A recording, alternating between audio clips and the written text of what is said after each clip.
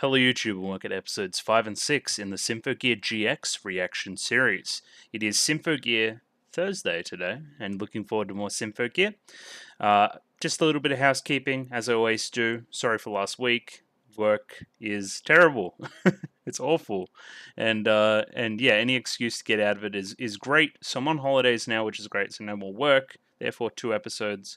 I only could do the one last week because of said work, and it was very, very disappointing. And 2, as I mentioned before, on holidays as of today, so yay! But yeah, I should have a blank day here to record Symphogear and then edit it tonight and then upload in the morning before I travel away. That is my plan at the moment, but we'll see how that comes to fruition. The video will be out, or it won't be out. We'll see. As I am to do now, I've got the YouTube comments here, and I'm going to go through them. Lots of comments from last week, despite it only just being the one episode. It actually had a bit of a finalistic ending to it, which was nice. But first comment here from Shinsasu, not really important, but people like to make fun of Kirika for bringing soy sauce as an offering. I think it's totally understandable stand-in for alcohol. She's underage, can't buy alcohol. Leaving a bottle of alcohol around a cemetery isn't the best idea. Real soy sauce is produced very similarly to alcohol, so it has, similar qualities. So it's not the cheap or funny, thoughtless idea that others think it is. I just thought it was cute. I thought it was like an in-joke that I didn't get between two characters that have a deep connection. One that had passed away. I didn't think it was. I didn't want to make fun of Kirika for it. Either way, she's like a child, and part of her character is that she's kind of clueless, right? So I think it works as well. If anything, it's endearing. Just the effort to put something at the grave that you know that she would have liked is touching. I liked it. Next comment here from Vitaly Kuzmin. Aoi Yuki had one of the best performances I've seen as Hibiki so far last episode. I agree. It's one of the best episodes, we say, and perfect build up to subverting the expectations right there at the end. I agree with that part of it. I'm not sure I'd call it one of the best. I think I like Symphogear's high moments better than its low moments. I don't know. It's up to personal taste, I guess. But yeah, we'll talk about it a little bit more. But it's kind of Hibiki can sing again. Doru fall into the abyss of despair. And yeah, it's kind of purposely subverting expectations based on our expectations of Symphogear and its pacing and when heroic things should happen and when villainous things should happen. I think it was very well done and very surprising. Apparently I'm speaking facts. Hold up. Oh, I just said there was a lot of gay. Yeah, that is good. Thank you for the timestamps. Next comment here from Bamps. Shiori Terashima is the third member of the little crew we have going on. I'm sorry, guys. I'm not going to remember their names unless they become a lot more relevant. Nobody calls them by their names, really. I haven't really noticed. It isn't in the subbing, at least. So, yeah, anyway, moving swiftly onwards. So I shouldn't worry too much about sync rates. It's just like power level, right? So these three, they need linker boost to power their level safely enough to use the gear. So they've always needed to use this because of their power level not being similar to, say, Chris's or Hibiki's, right? So specifically, there's an indirect piece of storytelling through Season 1. Chris had to charge a way to be able to use the giant missiles. In G9, we saw Chris use the same missiles without hesitation, basically. Think of the same idea from Hibiki's perspective, right? I think this is written in another comment, maybe. Hibiki started off in great pain when transforming and that kind of thing, and now it's just happens like that. Think of that one scene in G where she's literally falling through the sky. Her focus is on Miku, but she just transforms with utter ease and then transforms back out in utter ease. She's gotten used to it, and the other girls just need to do similar, I believe. They're not going to need to use Linker forever, I don't think, but we'll see. So piece of junk, I think this is a particular line from Farah or some people on the evil team about Mario. They have some interest there, right? And we're going to see what that is. I don't really even see what that would be. Again, we're going to see. So yes, the answer to Hibiki's conundrum was also in the little subtitle to the season. Believe in justice and hold determination to fist. Justice, that's what we should fight for. A true and just world, and not just fight for the sake of fighting, but fight with a goal in mind that we think would make the world a better place. And I think Hibiki's a pretty good judge of character in that regard. And yes, Hibiki and Miku did indeed share a bed, a bunk bed, the upper bunk, and the lower one, it's obviously just like storage space, right? Obviously. CKOD with the next comment here. I always forget how hard Yuka Oguchi goes for that scene. Is this the very end of the episode, I'd imagine? Because Yuka Oguchi is Miku? Miku, I believe. And yeah, so the big scream when Hibiki's like dead. So I mean, Hibiki's probably not dead, but the scream is warranted in the moment. And yeah, the voice acting in this season has been a standout. I've talked about it like 4 times now. It's really, really good. And Jaramero can't believe Hibiki died again. She is good at that. She's good at dying and then coming back to life, and then dying again and then coming back to life. Yeah, this is an episode that has a lot of love. Bonnie here. I think the GX episode 4 is one of the strongest episodes in all of Symphogear, and then goes into a bunch of reasons why, setting up defining character arcs, sets up important character arc for Hibiki, which has been coming. Some really good ship moments between, I guess, our main two.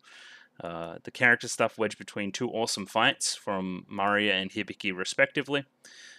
Ton of fun Gary and Mika moments, which I thought were good. The darkest moment for our heroes, but there's still some gear upgrades on the way to save the day. Yeah, it's and Itaba Gang gets some focus too. It is a good episode. It's jam packed, like all Symphogear episodes. So yeah, I've heard that twice now. This is obviously a well respected episode. Again, I just thought it was pretty good. It was a good episode. It was Symphogear. Symphogear's good. And Bonnie continues in the next comment as well. Maria no longer has the cape, which is sad face for sure. Mika also casually has rocket powered hair, which is very Symphogear for sure. I love Gary. Gary's the best. I agree. Gary and Mika are a team. Gary can hold the most memories out of autoscorers, and Mika cannot drain memories herself. So, of course, the kissing is mandatory for the power levels to make sense. So, yeah, okay. Fair enough. And there were no new songs last week. Probably getting some new songs this week, considering the gear upgrades, you would think. And hoping you can record 2 this week, since 6 is such a good stopping point. I've heard this from multiple sources now, so yeah, probably going to really try to do 6 today.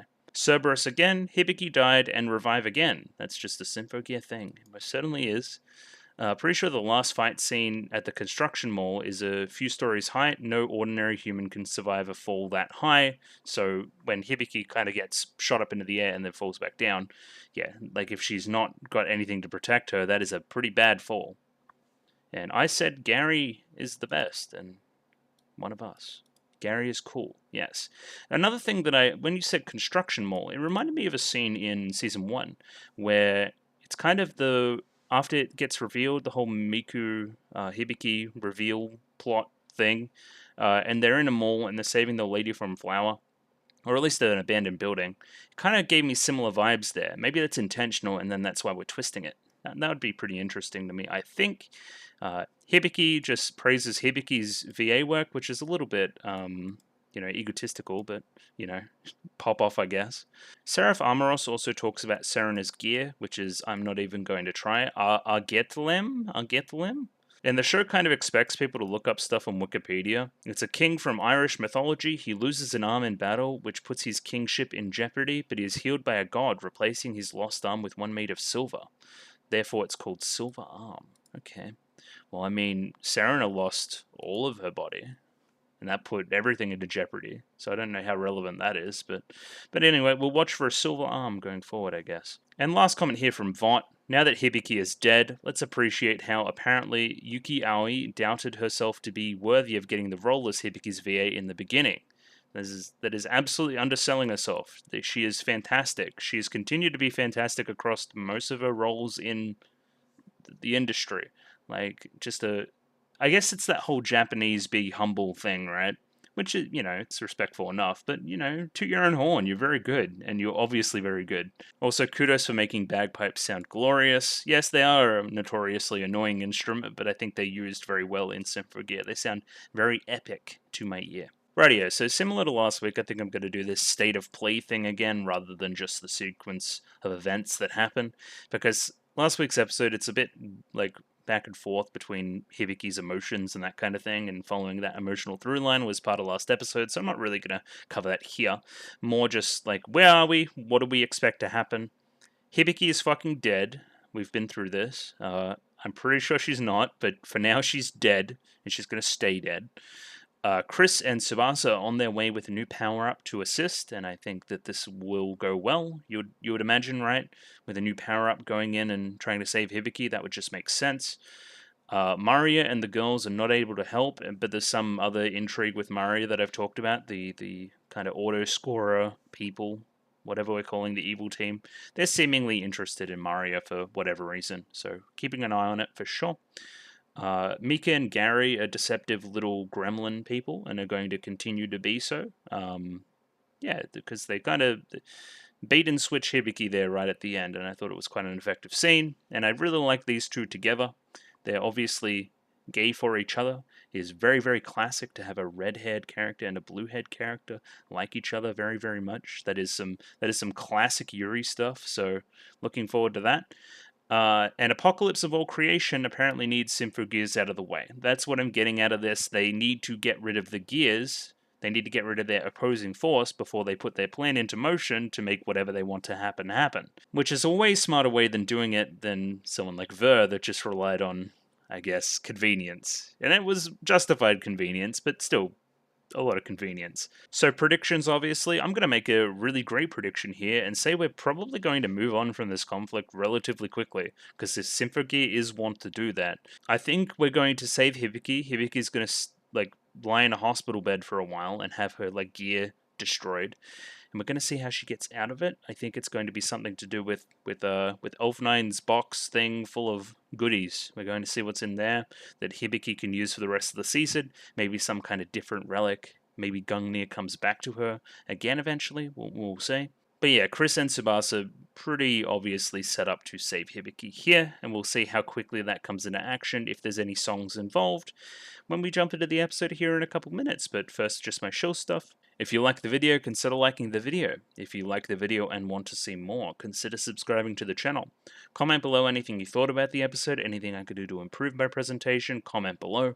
I'm doing follow for follow on Twitter, so follow me on Twitter if you'd like me to follow you back. And the Discord, join the Discord, love the Discord, talk about Symphogear on the Discord. Any problems with anything over the next week or so, I'll be communicated through Discord, so if you want to request anything or talk about the episodes, I'm not going to be in YouTube comments, I'll be in Discord.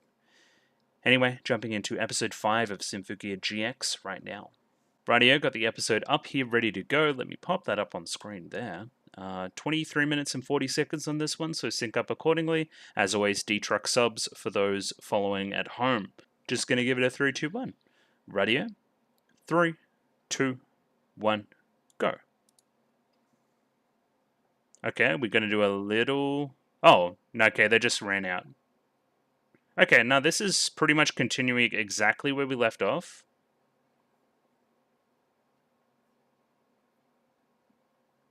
We need those enhanced Symphogears. Okay, so it wasn't a little bit of a recap, but this is literally where we are. Kind of that post-credit scene last week.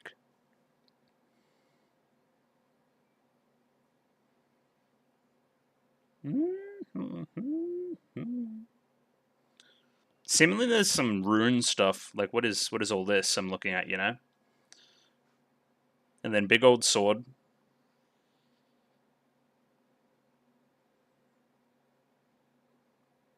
What's going on, Carol? Looking for maybe some changes in the opening. Yeah, I'm wondering what that thing is next to Hibiki. Because, like, Gungnir's been destroyed now, right? Or at least in a really bad way. We'll see.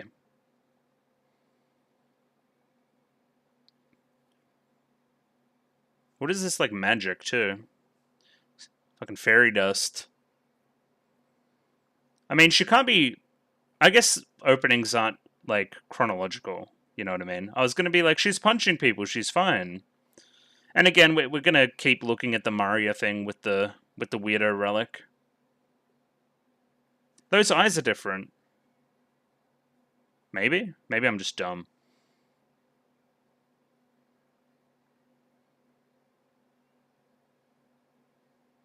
Yeah, these symbols. What is going on there? Rather than, like, she's just doing anime bullshit, I guess. Like some magic stuff. Edgeworks! What is Edgeworks? Is that a Fate? I think that's Fate. Yeah, Hibiki's dead. Again.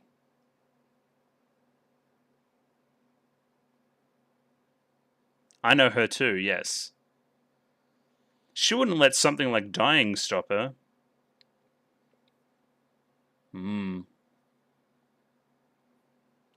I don't think you guys are convinced as you're putting on, but anyway, we'll see. Oh, very quickly out of that, sure.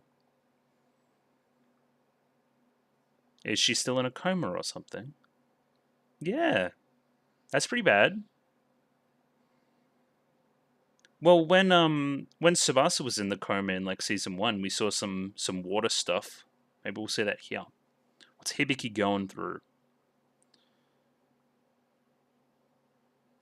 You okay, Miku? Everyone's worried. Yeah, take the day off. It's okay.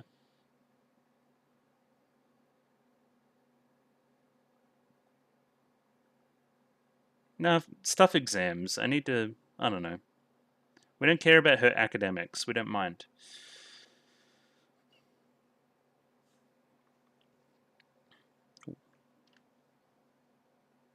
Okay. Weird. I thought it was, like, ready. This is very weird. So they immediately withdrew.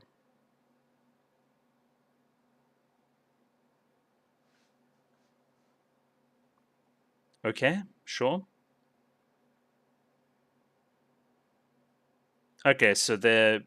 It's a nuclear sub, and they need it to be... Okay, so they're out in the open, kind of.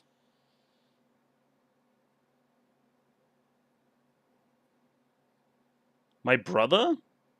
I agree. Yatsuhiro?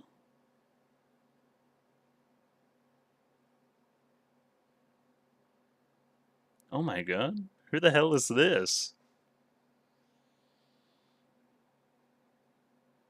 Kazanari? Oh, what the... What is going on? I agree.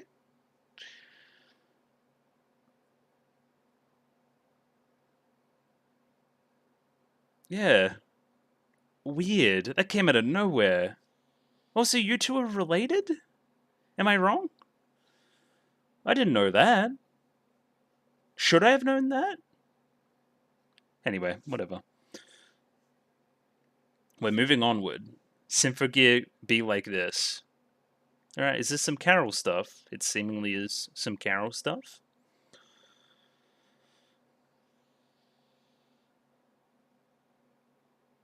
Yeah. Great, we need this, right? Oh, they're very charming already. I like that. He's just trying to cook. Let him cook and all that. I think you burned it, little bro.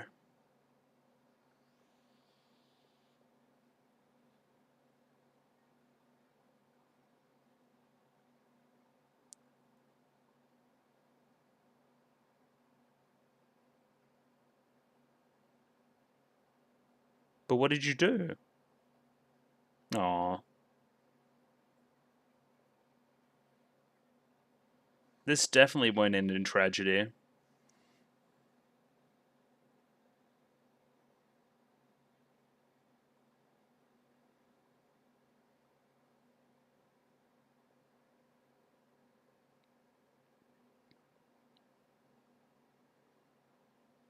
Okay. Pop off, I guess. Interesting. Yeah, but not yours. Exactly. This is, yeah, that's a great way to get insight into Carol. That's great. Okay.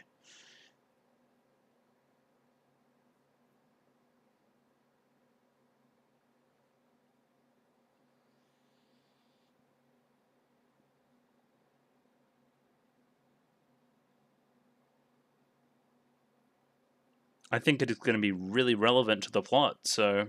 Because we've done it twice already.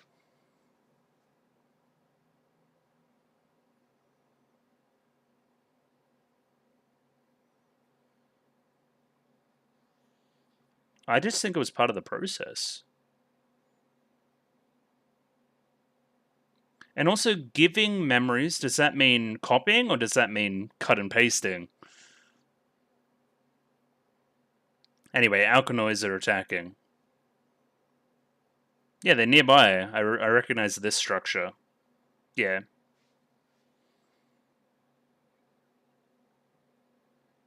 It's time to fight.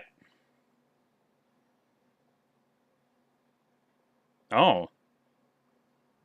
They hit the Pentagon?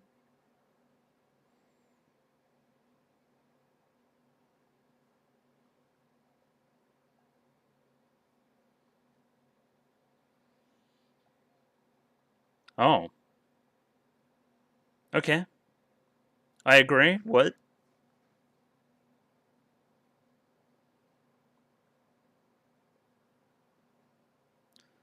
Run away. Femme Fatale Super Spy glasses.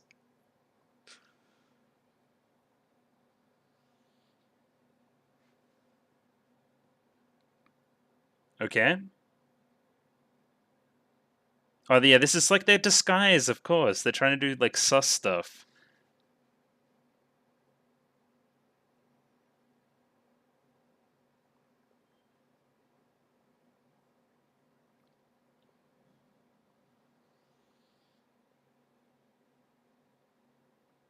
Hey, what's going on?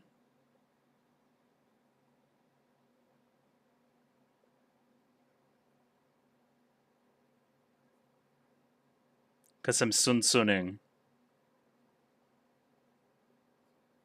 But you? Oh, shit. Oh, she loves it. What was that flower in the back, everybody? I think we all know what flower it was.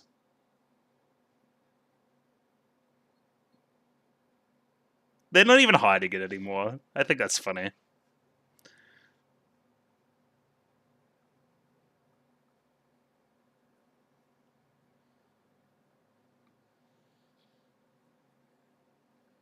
Okay. Okay. Seemingly somewhat effective, like, red shirt guys. Okay. Yeah, this is the only one we haven't seen, right? I think, yeah.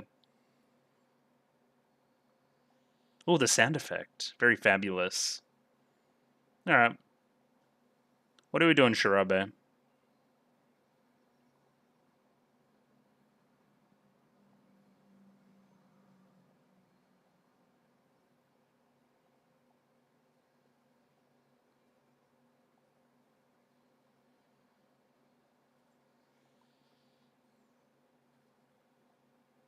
Yo-yo tech?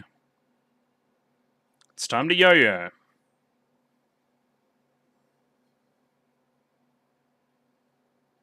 Okay, this song's new, for sure.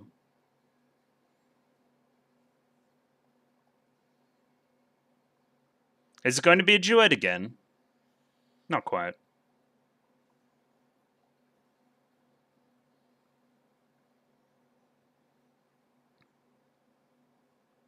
What did they grab from the medical room?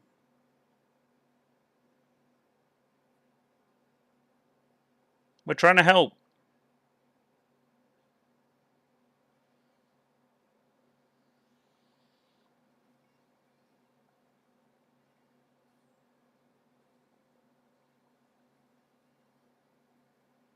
Twin yo-yo.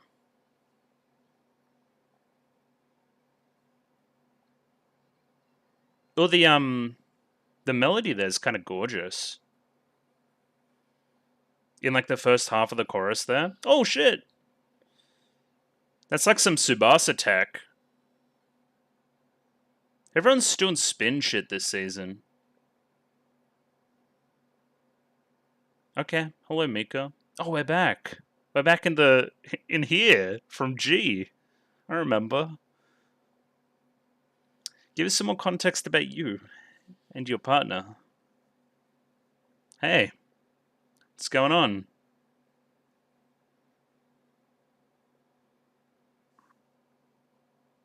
Bye.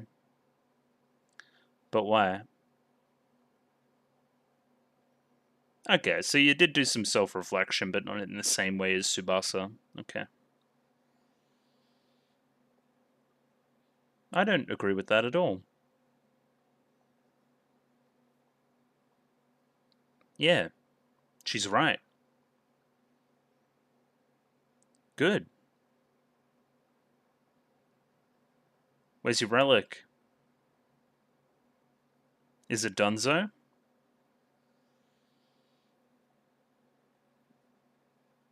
Good. Okay.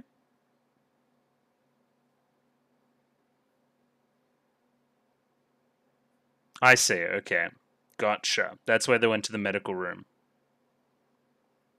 Oh, prototype linker. That's bad, probably, right?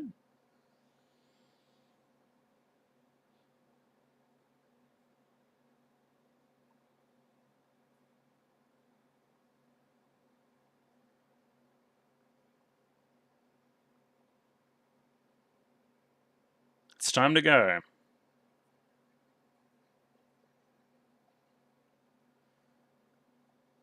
She's very good at sitting, Carol. Just watching. Just having a look. Having a gander. Hey! You most certainly did. Okay, so you guys attacking different locations? That would make sense. Waterbender. Very cool.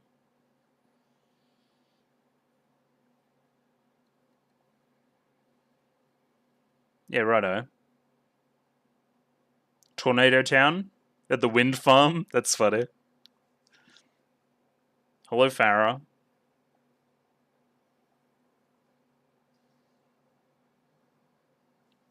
We kind of need those.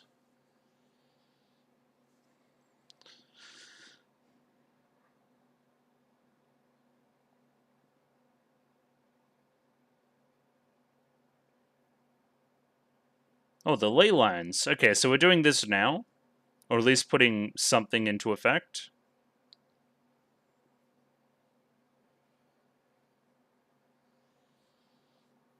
Okay. Part of my apocalypse. Hey, Mika. I don't think you're going to be able to hold a candle to this psycho. I think she's pretty strong. Well, where's your power gear?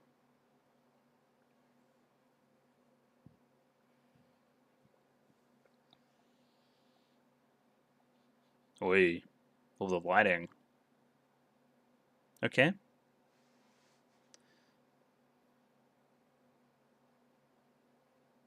What is the request, Elf 9? Please elaborate. No. She's the psycho one. Yes, I did.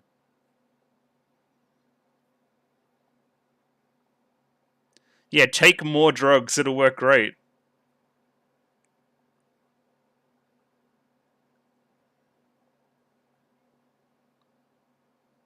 Aimless cowards.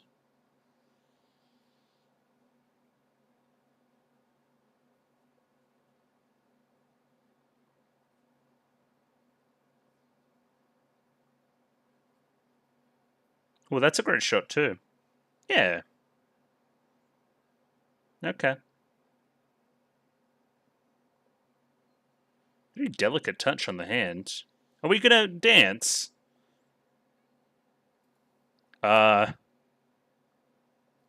Okay.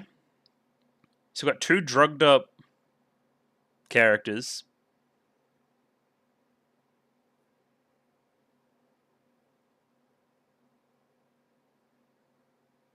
No, it's indicative of something way worse. Probably up in the brain department.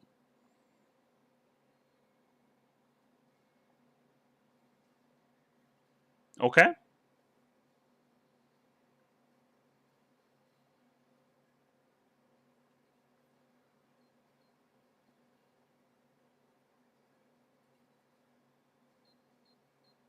She like shoots crystals.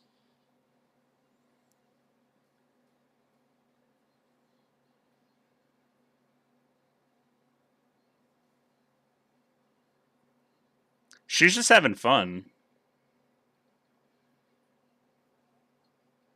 And now we're doing the duet thing too.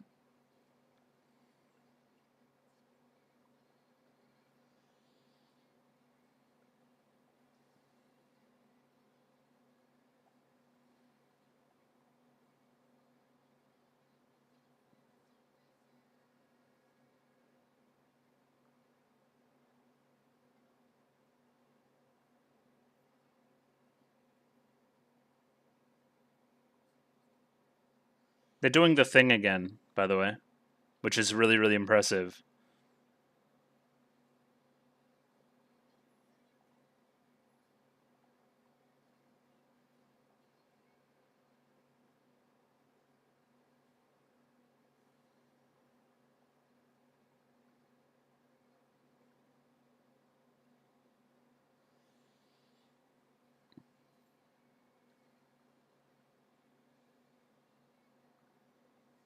Yeah, but what's the end game here?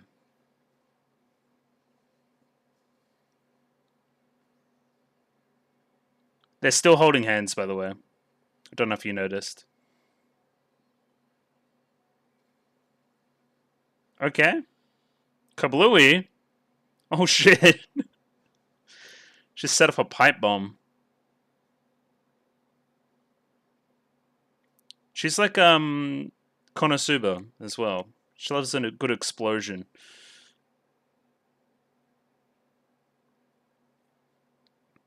What's the miracle? Hey. I knew you'd wake up. Eventually.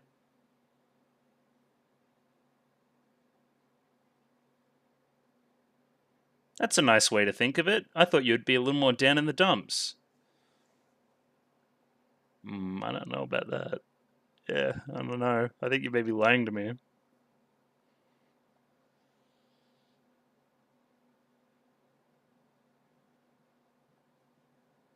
We need somebody to jump in at the last moment to help.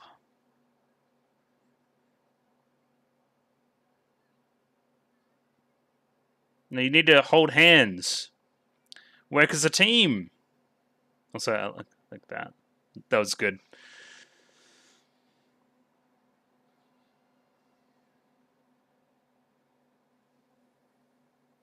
Oh, well. Bye. You're done. No clothes? Yep. Watch out, you're next.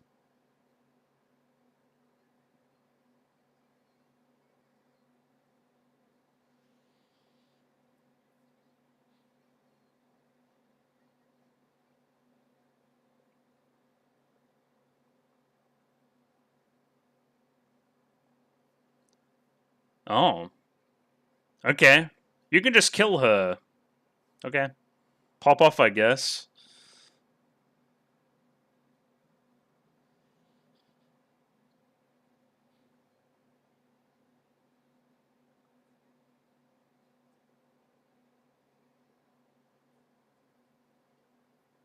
Yeah, I know that, but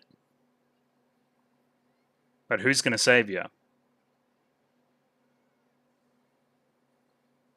Maybe she just dies. Why not?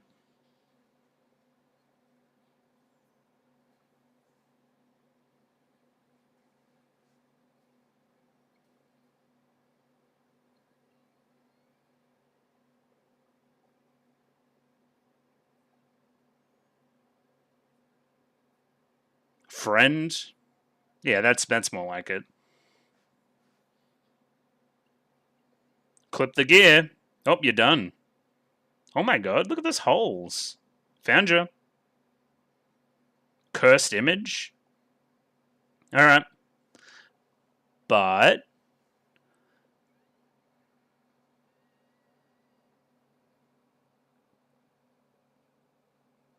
what happened? Please, show me. Okay. I love the lack of sound. Really good.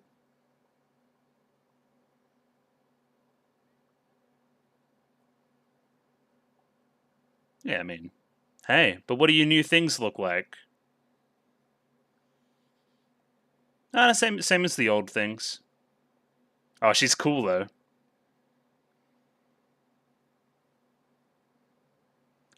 Correct me if I'm wrong. Chris's is a little different. Alright. That's what should have happened last time. We just did it with a different conflict. Oh, double time. Also, what song is this?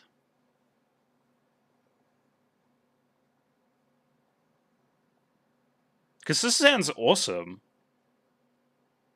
Yeah, it's a duet. Why aren't you animating this, guys? What are we doing? I'm sure there'll be time in the future for it to get animated.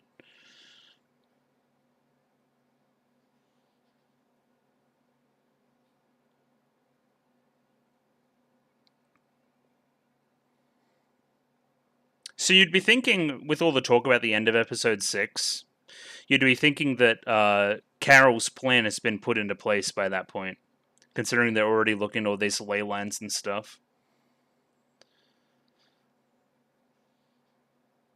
Yeah, this sounds awesome. This better be in the show. Like, this song's sick. Like this part. Fantastic.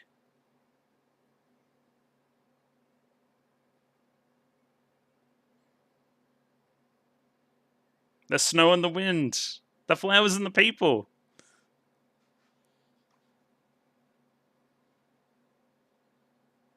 I'll never leave you on your own. I can't believe that wasn't animated. Rightio, jumping into a little bit of analysis on that episode here. Alright, so let's get the obvious out of the way before I have a little bit of a complaint. And again, the complaint is a little bit contingent on other things happening in the future or not happening in the future. Well paced, fun, 2 new songs, both bangers, or more than 2 new songs actually. Characters were all really good. Hibiki's obviously hiding some stuff, which is, she is wont to do this season apparently. The Elf 9 Carol stuff was really good, and lots of other good things about the episode. Why the hell would you structure the episode the way you did, where you have the triumphant moment and then you just cut away? Why not have like a big set piece there? I don't know why you would do that. Unless we're literally starting next episode with said set piece. That's a banging song, and you have Tsubasa and Chris coming in to save everybody. Why not put a big action scene there? That would have popped off. Anyway, that's just a little opportunity there that I think was missed. Again, contingent on if we see something just happen at the start of the next episode or whatever. And you would imagine we do. Just some kind of conflict to tide us over until Carol probably big bads it up in the next episode, you'd think. But yeah, overall, really good. Really, really great, even. Just that one part at the end kind of irked me. But anyway, moving swiftly onwards, we have the episode up here. And yeah, I'm going to pause it when I see stuff to talk about and analyze and think about it and that kind of stuff. I guess right on the screen here we should start, which is, hey, the structure of the episode's kind of different from the start. We didn't do a little bit of a recap, or we kind of do, because this was post-credit last time, so we're just going to make sure that everyone's up to speed. The most revelatory part comes very quickly, which is autoscore is withdrawing, which tells us, hey, this conflict is over right now, right? Of course, they achieved their goal. They destroyed Hibiki's gear. It's time to leave. Why should we stick around, right? I don't know. For some reason I thought that there would be a bigger battle here, but there was not. We cooled down after this moment. Yeah, and on the other side of the opening we get to this moment, which is something I feel like we see every season, which is Hibiki in a hospital bed at some point. She loves a good hospital bed. And yeah, like, there's some kind of, I guess, acceptance here that everything's going to be okay very early. Yeah, she'll be fine, you know her. And again, this talks to the audience as well. You know Hibiki, she's going to be fine here. There's some small stuff here that I like, though. There's kind of a little pause when Chris is speaking. Like, that idiot would never let something like this stop her, but it's less convincing if you're pausing in the middle of it. Fist gripped by Tsubasa, and a little bit of, like, I guess, guilt at the situation. And then concerned Miku, I've never seen Tsubasa like this. Yeah, and then more and more concerned Miku, for sure. I think the scene works on multiple levels in the way that, hey, Tsubasa is trying to calm Miku down, who's obviously a little bit hysterical, like justifiably so, but also doesn't really believe it herself. Kind of sees that the gear's gone as well. That is terrifying. Like, we've lost one of our best fighters, essentially. At least our gears were just kind of hurt.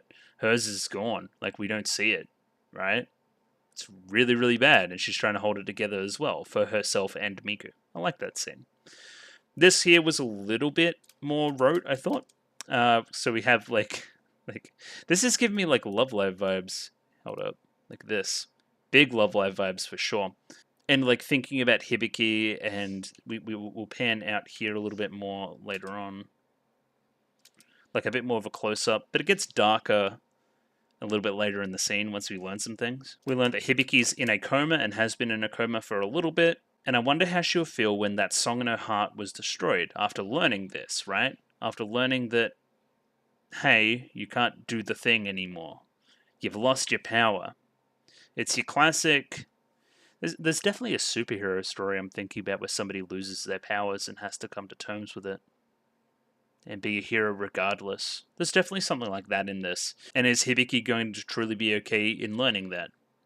By all definitions, probably not, based on the scene right at the end where she's just like, yeah, I'm fine, and putting on that fake smile again. Again, Miku sees through this. Yeah, here, see the sunlight fade away. It's like the song stopped, sunlight stops. Thinking about Hibiki. How is she going to react to this? Again, a little bit obvious, a little bit played out. Some would even say trite. But yeah, I think it works. It works for Symphogear's tone, I think. This teacher's also kind of a dick. He's like, well, make sure you focus on exams. She's clearly going through some shit. I mean, have a bit more of a lens to helping her out. I don't know. We learned that Project Ignite is at 89% completion, ready in time for the end of the episode, basically. That kind of tracks timeline-wise, too. If we're thinking about a week passing from its introduction. And Elf9 is hard at work working on these relics, like literally like welding them. So they're having maintenance on the generators that are going to power up their projects and that kind of thing. That's why they're continuing to be docked. That's why they're stuck in this location. We see these structures in the back of the frame here, which come relevant later on. You know as the audience that it's close by, the conflict, because of these in the background. It's something striking that catches your eye, so you notice it later on. So modifying a Symphogear is somehow against treaty stuff, but my brother, Yatsuhiro, was able to pull some strings for us. And this is like, hold up, what? And Chris is just me, right? Because I'm just asking questions. Like, what do you mean, brother? Apparently, he's a high-ranking government official skirting the very edge of the law. And this is a look at him, supposedly. He's a bit older, with the grey hair. I guess it is an older brother. His name is Kazunari Yatsuhiro. Kazunari. It is the commander's older brother and Tsubasa's father. Now, correct me if I'm wrong, what the fuck? Like, huh? What? I don't know, am I stupid? Genjiro and Tsubasa were related this whole time? That's not something that I knew. Maybe I should have known this? Weird. Okay, so he's her uncle. I'm not sure how to react. Strange. So your dad is like a high-ranking government official that skirts on the edge of the law, and you're, by extension, a little bit more by the book and by the numbers and play it straight. That doesn't match. You got some daddy issues too. That's kind of a theme of the season, huh? And there's a small little scene, tiny little scene here. Hold up. So you and him are related. Tsubasa kind of just looks off. What's wrong? Then nothing elaborated on. Yeah, there's definitely more to go there, for sure. Very small scene from Miku just right at the end. Is Hibiki fine? Yep. Okay. And then on to this little scene here. Now, I've been talking for ages how this is needed, and the way they deliver it is kind of fantastic. It's believable, right? It wouldn't be a problem if it was just Carol's memories that we were seeing, and Carol was the POV character for a bit, and she goes, why am I remembering these things, right? That wouldn't be a problem, because I think this stuff is needed to make Carol a little bit more sympathetic and that kind of thing. And this, for certain, does its job. You learn that the mother isn't in the picture, and the dad's a little bit clumsy, but has like a good heart, and she works hard for him as well. It's all very classic. But the way they deliver this information is the interesting part to me. Elf9. This is Elf9's memory that she obviously didn't have. It's from Carol. But why did you give me these memories? Is it a cut and paste thing, or is it a copy thing? Has Elf9 got these memories at the expense of Carol keeping said memories? Did she want to lock said memories away? Now that's interesting. Did somebody lock them away from her? Even more interesting. So yeah, lots to dive into there, especially with the rhetorical question right at the end of the scene, going through what I said. Yeah, like all you have to do in a scene like this is make your characters likable and work hard for each other and quaint, and the music's nice, and But they do it. They do a great job with it. I would imagine we're getting more memories of this kind throughout the rest of the season. That would make sense to me. Just fleshing some more stuff out. How do we get from here to him on the stake? Is it the general populace? Is there some actual villain at work here as well in this kind of olden days time? Witchcraft is heretical. Maybe that's got something to do with it. Just like doing any kind of magic, right? There's definitely something in these kind of, I don't know what you're doing called, like chalk drawings on the walls, being in the memory as well as in the scene that the memory is taking place in, if that makes any sense. Like, there's a connection between the memory and what's happening right now. It isn't just randomly coming to her head. And this is now a scene we've seen twice. This last line is clearly something that we don't get to know, that he didn't get to say, and will be very important in fixing things, I think.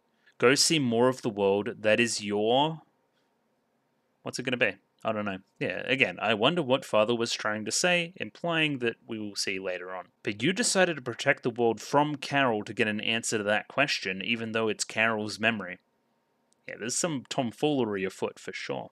The time has come. Let us end this. We're putting some kind of stuff into motion to make our big plan come to fruition, basically. We get an Alkanoise alert, and we're generally attacking a bunch of different locations around the area, either clearing these ley lines or looking for said ley lines to bring about this apocalypse of all creation, or whatever we're calling it.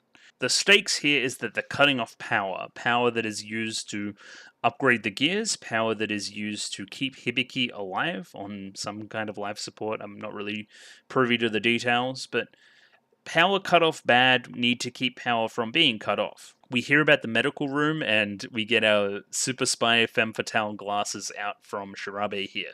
And this is just a great scene between these two. A lot of great banter. It's very, very gay. This is clearly like I'm sneaking mode, which isn't exactly great. But, you know, some Clark Kent strategies haven't gone awry in the past, definitely.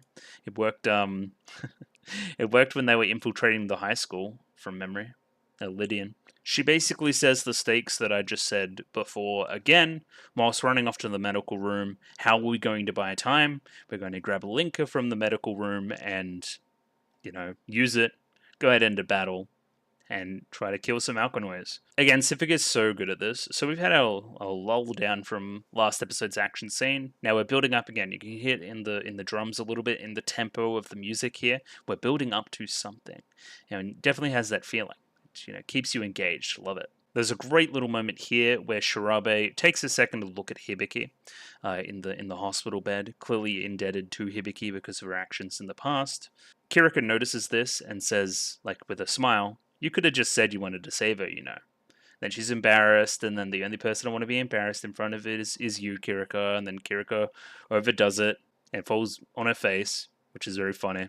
I don't know how else to describe it other than just adorable. I don't know. That's the word that comes to mind. This is a bit of a change, correct me if I'm wrong. We have traditional weapons that are effective against some types of noise, which means these guys aren't just red shirts. They do have some other qualities. You know, they can do stuff. But after noticing the red shirts haven't really done a lot, we jump into our next transformation sequence, which is Shirabe's. It's pretty good. Again, she's got a really subtle voice that I enjoy. And I would say it plays that fairly similarly, again, kind of like what I've said in the past. You do get some vision into some stuff about her character design that's a little bit weird. Like, she like straightens her hair here before, you know, turning into the things, and then the yo-yos come out from there. Like, you know what I mean? It just answers some questions about how it all works in a pretty fun way. I think that's cool. Cool, and then we get one of a few new songs this episode, so let's have a read. Hear my twin-tailed rondo as your punishment begins. The action scene overall, because I probably won't talk about the action frame by frame or anything. Good, I would say, good. Lots of unique powers, lots of spin shit out of Shirabe here, which is good. I like how it evolves when they take more linker. They start to hold hands, work together a little bit more. I think that's pretty fun. You'll be in pieces soon enough. Initialize my justice. And blast you with all the wrath from my immature heart. Yeah, it's fighting words. These are fighting words out of Shirabe. My pent-up voltage and the tears I'd rather hide. The tears I'd rather hide is kind of a reference to the scene immediately before this as well. Discharge to purge the hypocrite's lies. And then we kind of stop the singing there a little bit because she's talking with Genjiro. That's a great touch too. She can't sing and talk at the same time. Of course the words would stop there. It's pretty good. She makes it clear that she's buying time for Genjiro. I want to become stronger, because just being protected all the time won't get me any closer to my dreams. This is extremely literally the feelings of the FIS girls and all that kind of stuff, right? I want to get stronger, I want to find true strength, right? Not this fake strength that I've been relying on in the past. And doing stuff like I've been doing before hasn't got me any closer to my dreams yet. I have to make a change. I don't like that. If I became stronger, I could get closer to my shining sun? Question mark. Who is your shining sun? I feel your radiant light just loving. After she kind of does like a pirouette kind of spin thing and kills a bunch of noise, which was epic. Kind of the skirt became a blade there. I don't know how that's very comfortable, but I digress. Mika's just watching on, kind of assessing the prey, I guess. Like, even the dynamic duo can barely hold their own, huh? This will be a cakewalk, basically. And she's right, it becomes very easy later on. Now, we recognize this scene. Now, this is Hibiki Mind Realm, right? This is when she's down in the dumps. She goes back to these memories of the past. We've been through it a lot. All the bullying, the separation of the desk from the rest of the desks is something I've just noticed here. The added piece of context comes at the very end of the scene. So Mum's here, Hibiki's crying. Where's Dad? I worked so hard on my rehab that we could be together again, so why, Dad? And then not much else from there. So Daddy walked out. But why? But why? We don't get a good look at the face, so I can't really judge the character yet. Maybe he's just a scumbag, I don't know. But I don't think we're going to do that in Symphogear. I'm pretty sure that we're going to mirror Carol and Hibiki in that we're going to learn things about why our dads did the actions that they did, and that we should forgive them for such actions and that kind of thing, and understand their point of view and what they were trying to do for us, and then move those feelings on to other people and all sorts of stuff like that. I don't know how we're going to reconcile the newly found Kazunari stuff in that, but we'll see. Anyway, this is happening at the same time she's waking up for the first time in like a week after being in a coma, so she should be a bit groggy. It's implied that she's been thinking about this a lot during her sleep. I've done nothing but destroy things. Not true. Miku's told me that I helped her. True. I can't let her down now. But this look on the face, no determination, right? Clearly, like, out of obligation, there's no love of the game here. Something's up with Hibiki. We need to really let her take a moment and really figure things out. I think she's gonna fall again. It doesn't seem like she's on the right track yet. You know what I mean? Like, if she comes up against some auto scorers again, I would expect her to lose. And now, just thinking about it, she can't really come up against said auto scorers because she doesn't have a relic. So, sucked in, basically. So it isn't even just Linker, it's Linker prototype that Kanade left behind that they're using. Even more dangerous Linker. And they've kind of taken said Linker to help atone for their sins. Atone for their sins from the previous season. I think there's a shot later on that demonstrates it better. But this is when we see the different auto scorers doing different things all around, I guess, the local area. Like destroying things, looking for ley lines, making destruction, putting the plan into motion, basically. I like how Carol's just kind of sitting back on a, like, 4-monitor setup, just watching it all, too. Like, she doesn't need to fight. She hasn't needed to fight yet. That's the scary part. You know, that's the power scaling part. That's what makes Carol a worthy adversary right there at the end when she actually does have to work. There is a good touch here that it's like a wind farm that we're gaining electricity from, and we've got a bunch of tornadoes from Farah. I think that's pretty good. Clearly this wind theme we have going on. Like, Carol's just perpetually bored. She kind of slays, though. I don't know. And yeah, she says she'll put the finishing touches on here, and there's some finality to it all. I do think that she is going to, quote-unquote, win next episode. And Mika joins the fray, and things start to go bad for Kirika and Shirabe. So Chris can't stand by and watch as Mika is beating the shit out of Kirika and Shirabe. Tries to run away. What do you think we should do as we are right now? Are you telling me to shut up and stay put? The grip on the hand that you even hear, and this intense look from Tsubasa. And then some acceptance from Chris that, hey, I shouldn't act kind of illogically here, there is a plan in place. We have to have some level of trust for our friends, essentially. I like it. Very quick. Kind of Symphogear nails this stuff. We've been through it. I'm sure there's a bunch of small details that I've even missed now. So Elf Knight approaches and gets the two, Tsubasa and Chris, kind of away, right? Like, hey, I have something to do. And that's kind of setting up our ending. I'm not in love with Mika's character stuff here. She's obnoxious and kind of bratty and annoying, but that's all by design, right? I'm not sold on the voice performance or anything. I don't think she's having enough fun with it yet. That could change in the future. Like, she doesn't annoy me as much as the other villains have in the past, right? Where I really want them dead, but I just wanted to get some comeuppance. I think that's coming next episode. I think Chris and Tsubasa are going to do a number on it, honestly. But again, we will see. I don't know. Coming around on Mika, it's weird, right? Because Mika and Gary aren't all that different, but I like Gary a lot more. Might just be the VA performance. I'm unsure. Genjiro is ready to pull him back, but Mari is making the case for the girls. This is how they wish for a tone for being aimless cowards that day. Way back in the day when they were fighting their own battle instead of focusing on saving the world that they should have been doing. So if we try to atone and unite right now, we can change things and make things right. I don't know how much you need to atone for your mistakes in the past, but it's a nice gesture, and Mari is essentially asking to let them do it.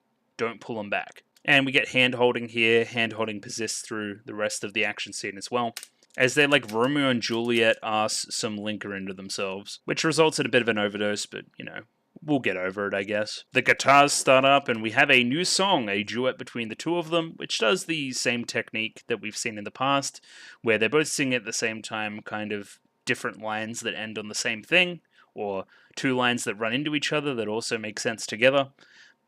There's a lot of clever writing here that is being done, and I think it's very, very effective, and the melodies are very good. They play off each other well.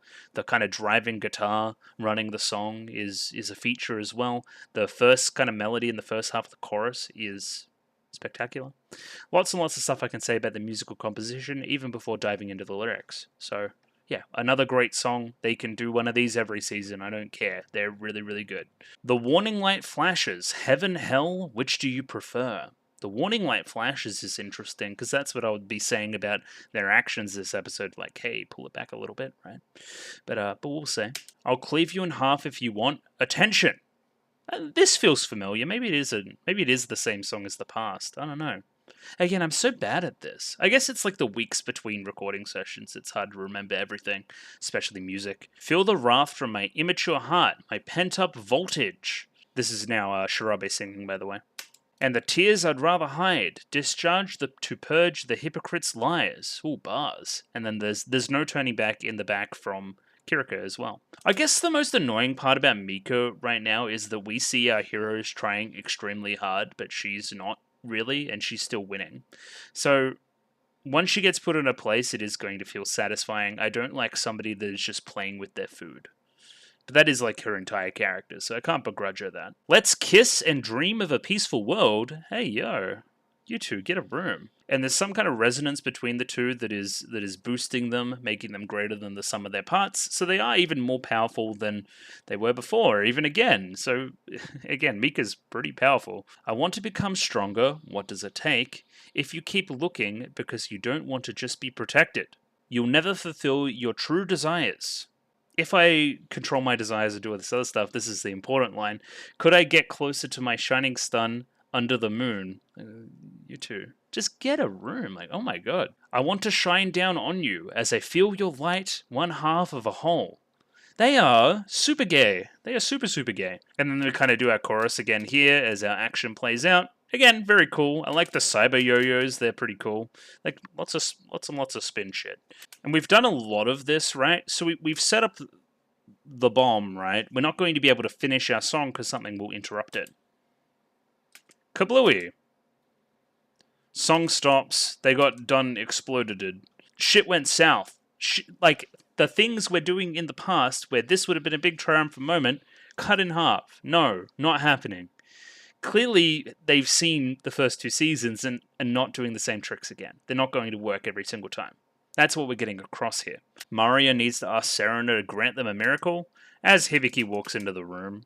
But she can't do anything, so she's clearly not the miracle. The miracle comes later. We're gonna watch Hibiki here.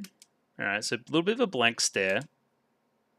You saved my... No, I should be thanking you. This smile here, it's because of you I could sing again.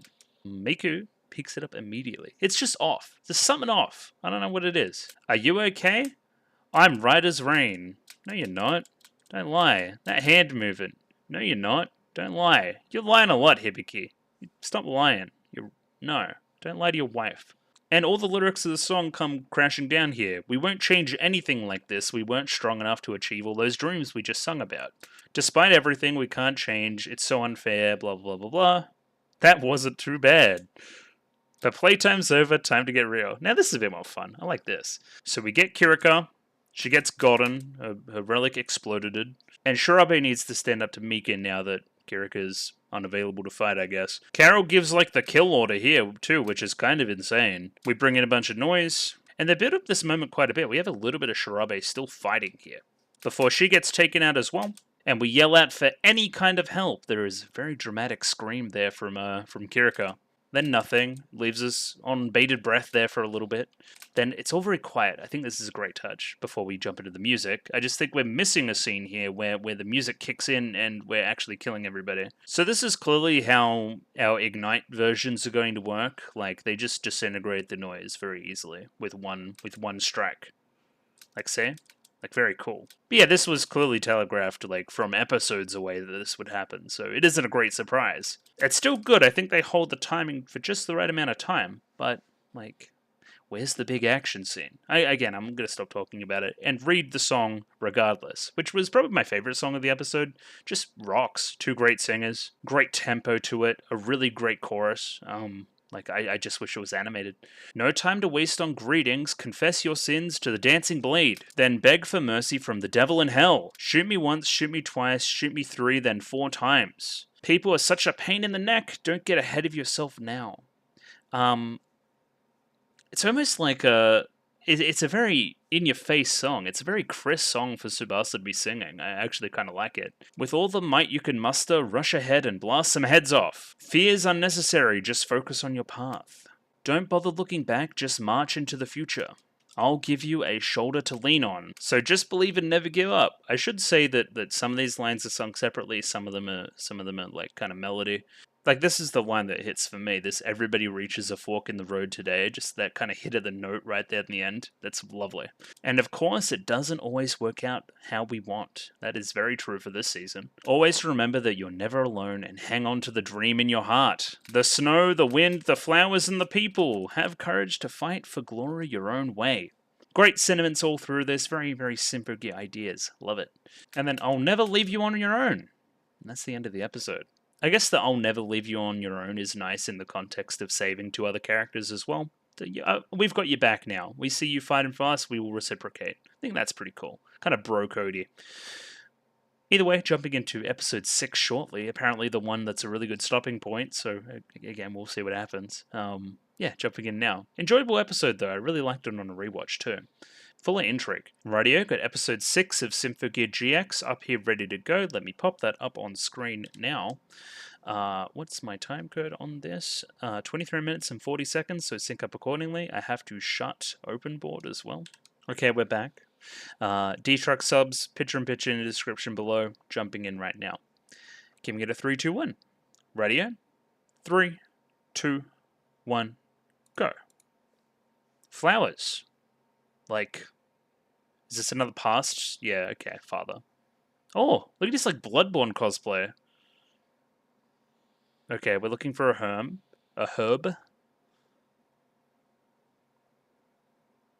Okay.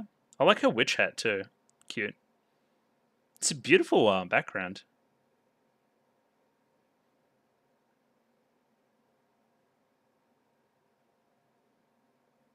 You want to know everything about the world.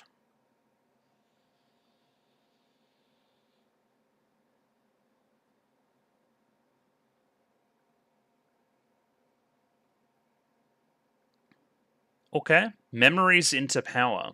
You want to know everything about the world. I don't think you need to know everything about the world to achieve world peace. I think working in the unknown is something that is still possible.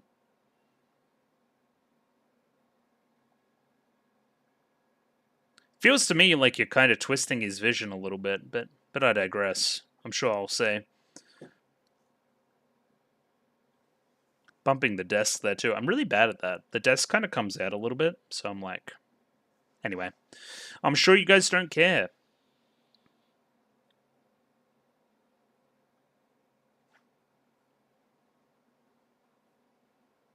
So what's going to happen this episode, right? Are we going to get an action scene with Chris and Tsubasa? You would imagine so. Carol is clearly putting her plan into place, like, shortly. What is Hibiki doing? She doesn't really have any power. This scene, is clearly the one that's playing out right now, right? Or just was? Based on where they were?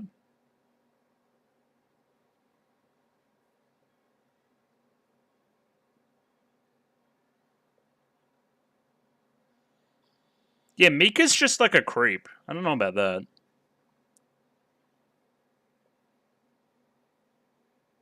Gary's got a problematic girlfriend for sure.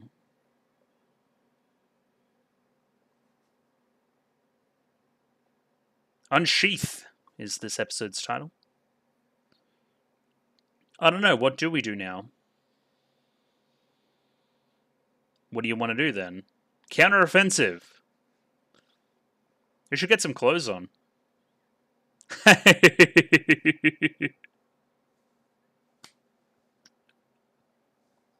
Alright, great moment. Great rule of three there.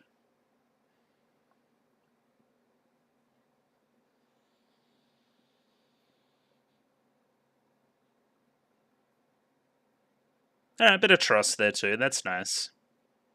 More noise! No, we got them. Yeah, they're done, bro.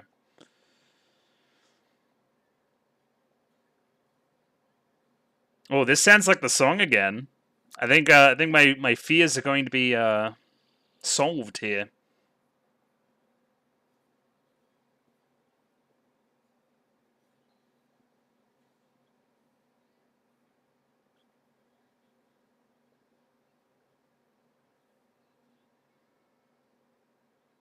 This is exactly what I wanted to say.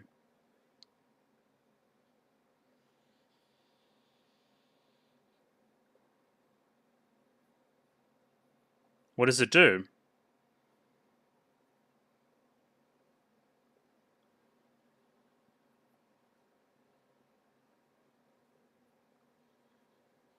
Good. So we got the original recording last episode, and now we're getting a little bit more of like the performance as they're fighting. Yeah, see what I mean?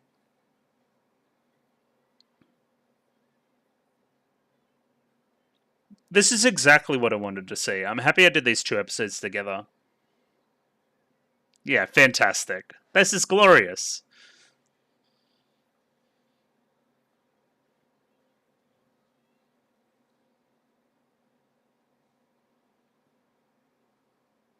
Is Mika getting some kind of comeuppance here, or is she just still too strong?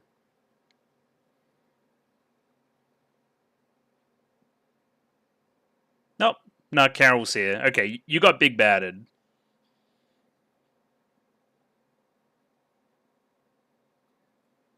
Hello, Carol-chan. I don't think she's the last boss, but we will see.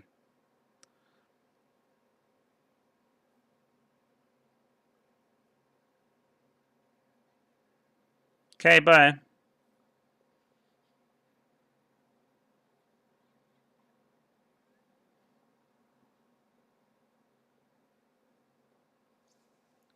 Okay, prove it.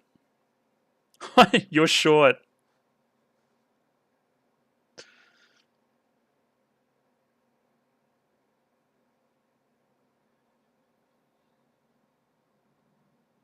Got like a harp or something, do you?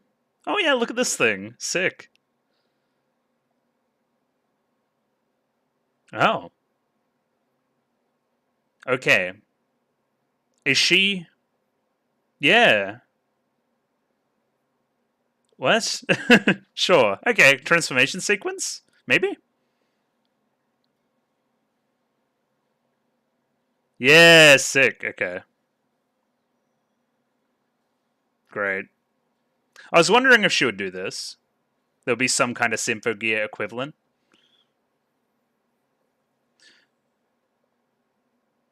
You know what this does? I think it lets her have different costumes too, right? Oh yeah, also, those definitely grew. I noticed that in the moment. I didn't want to be all perverted about it. But I'm like, I'm pretty sure she's like a child.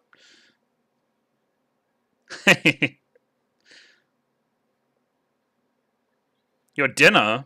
Pause. Now she looks a little more big bad when she puts on her different clothes. Doesn't need to.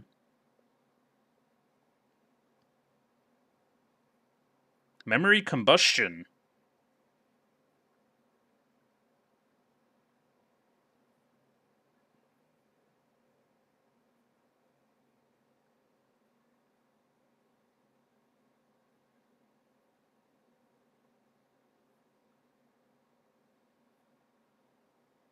Okay, so she's powerful.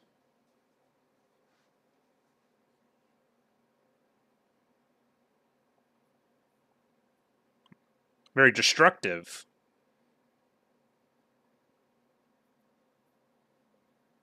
So she kind of has like a limited power supply.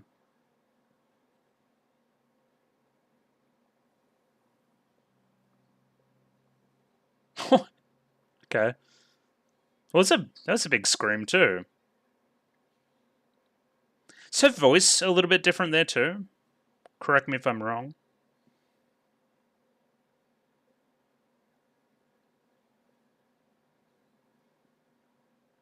I think she's effectively shown she's pretty powerful. Oh, get sucked in the vortex. You're done.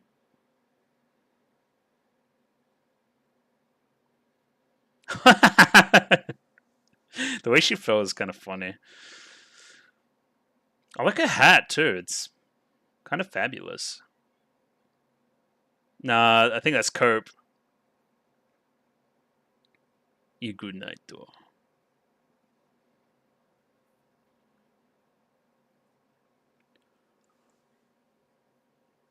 What's the trump card?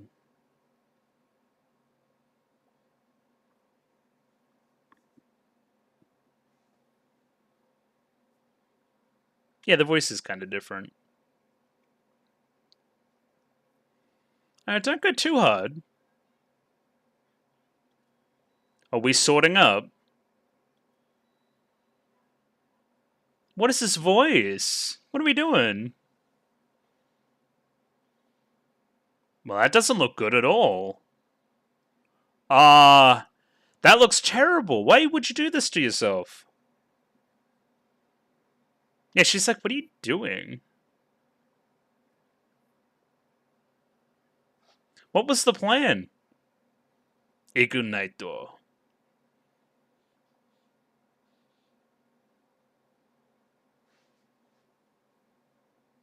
Sure. Oh.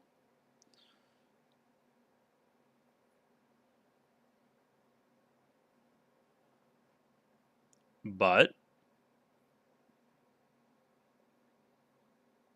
yeah, like the climax of a season.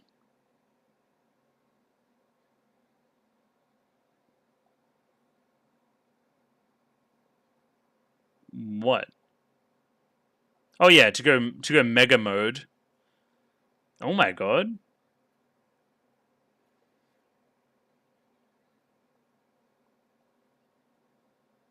Oh, okay. Harness. I'm not sure you can.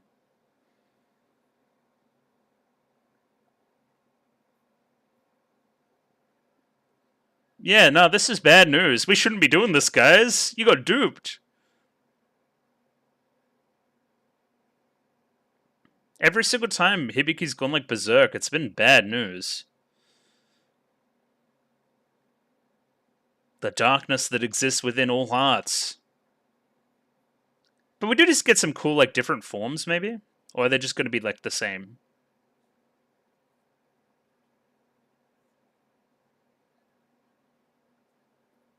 Harness our own negative emotions. There's something in that, though.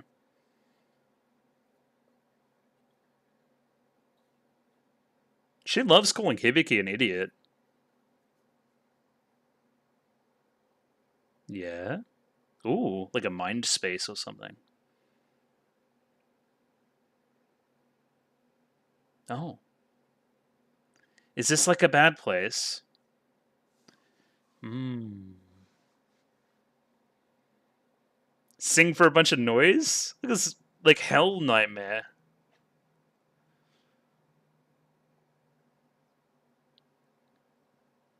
Damn. Your deepest, darkest fears.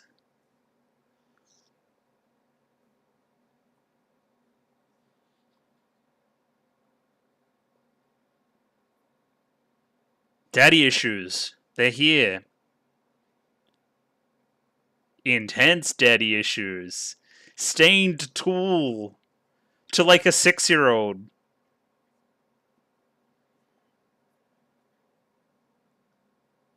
You don't need to prove yourself to anybody. Yeah. Very healthy. What would Kanade have to say about that? Come on now.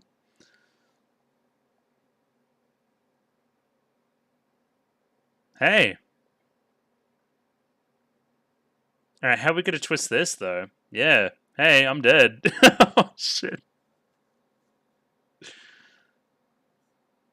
Yeah, this is kind of tragic.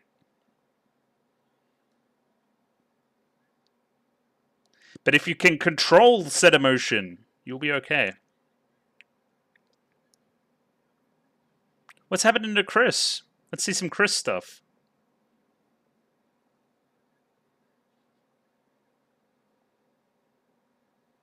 Look at our friends dying over there. That's pretty cool. Let's see Chris's side. I'm interested. Yeah. Oh, she hates school that much? That's not being accepted. As part of the whole, being rejected.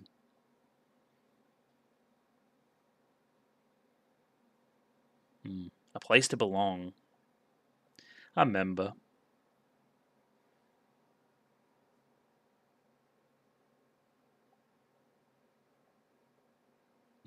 Okay. Then that was the setup for this. Cool.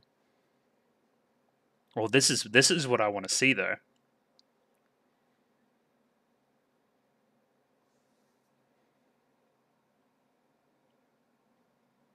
All my friends will die.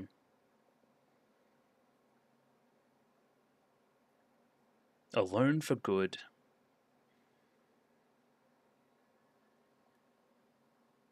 But...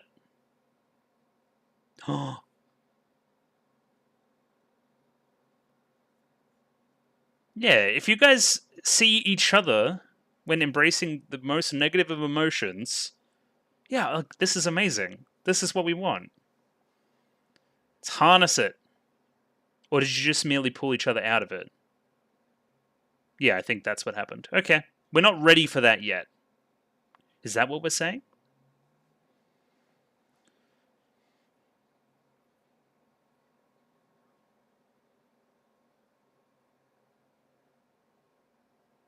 Oh.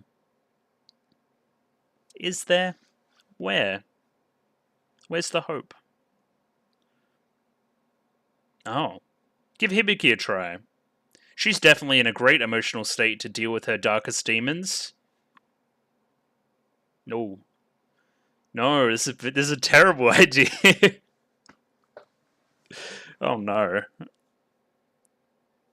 This is awful idea. Why are we doing this? Oh no. It's the hippopotamus.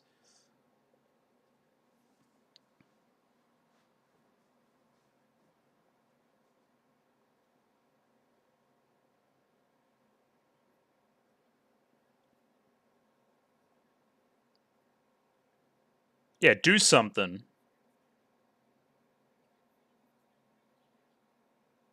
Nah, not working.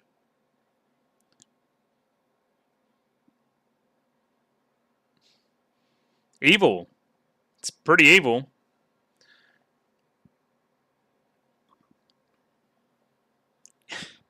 Of course she is. Yeah, super punch. Super missile punch.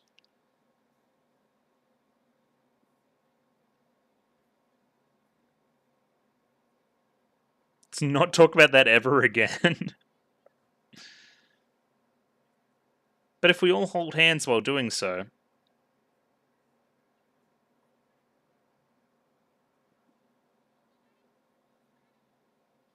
Are we going to have a little bit of a trio song?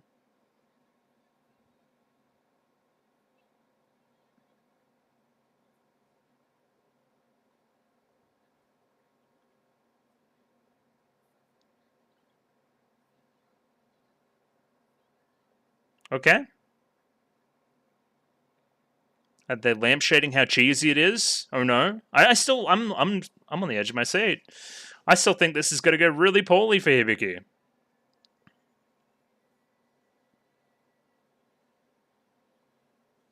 Okay, so by the way, Gungnir clearly wasn't like broken. I thought it was Dunzo.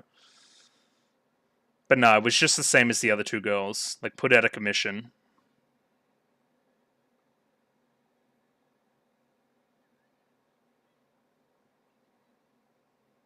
I want to see Hibiki's internal state and her angst with her dad.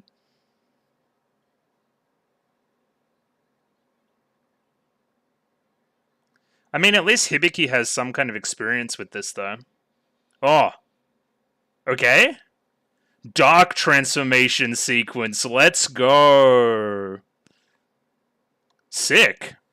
Black Gungnir. It's kind of like Mario's.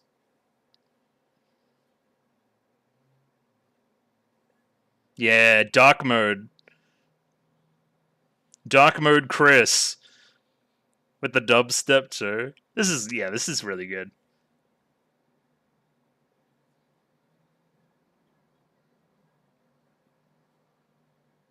Oh, and this song too. It's like a remix, right? Correct me if I'm wrong. Yeah, this song from the start of the season. Same lyrics, different composition. Yeah, we'll kill all those noise. They're donezo. 3,000? Okay, maybe not 3,000.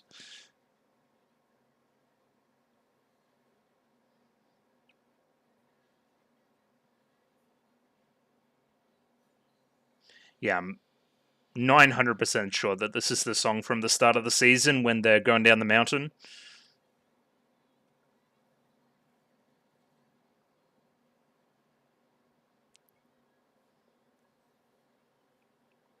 This is pretty great. I'm not really sure why it worked this time. We didn't really dive into the whole Hibiki situation there. It's kind of just said some motivational stuff.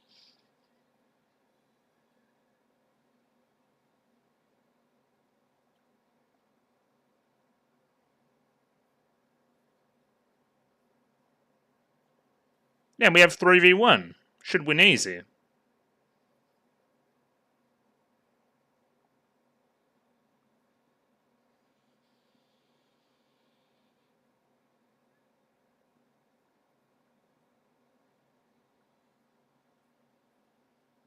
Embrace the darkness too. Yeah, but I just don't feel it. I don't feel like we're going to have any kind of victory here, right? Maybe we will. Maybe this is our embracing of the darkness moment. But I don't feel like Hibiki's done that at all. She's kind of wrecking Carol now that I'm looking at it though. Boob kick.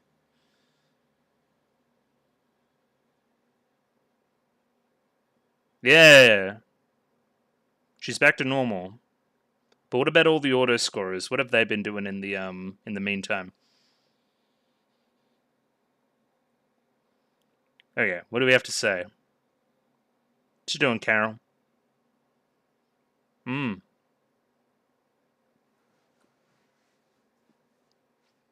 No, we're not done here. Oh. Well, Elf9 has some, like, memories on a hard drive you could use.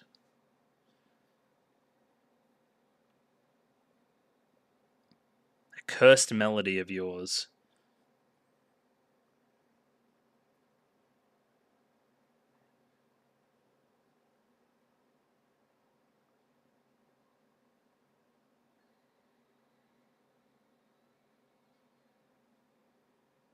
Okay. That was like a cyanide, like, tooth. What is this clockwork?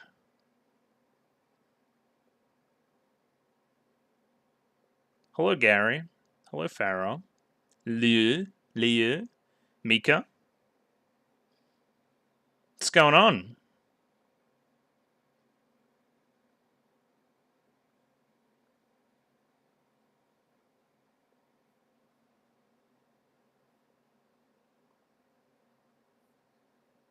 I agree. You gotta try harder. Interesting. Weird. So, I mean, I don't think Carol's donezo, obviously.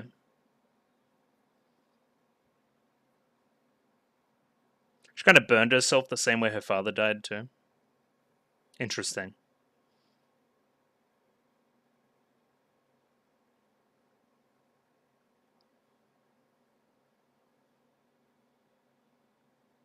So I guess it did go well, relatively, right?